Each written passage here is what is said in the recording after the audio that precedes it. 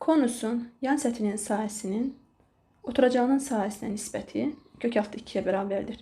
Ox kəsiyinin təpə bucağına eşit dərəcədir.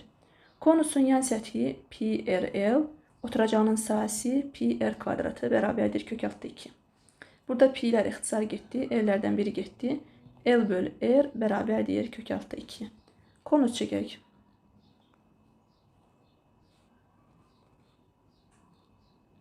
Deməli, biz buradan L-i nə almışıq? L-i kök altda 2 R almışıq, düzdürmü?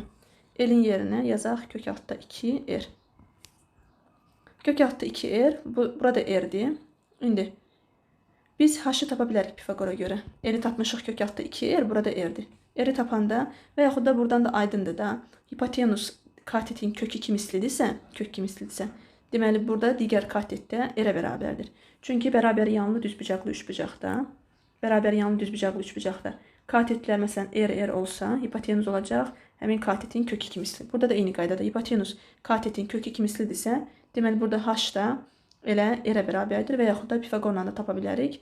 Yəni H kvadratı üstə gəl R kvadratı, kök altda 2 R kvadratı.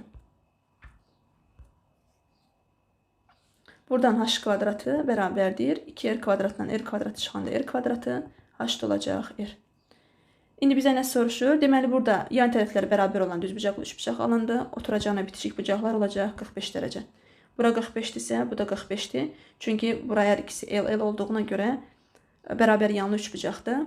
Təpə bucağı olacaq 90 dərəcə.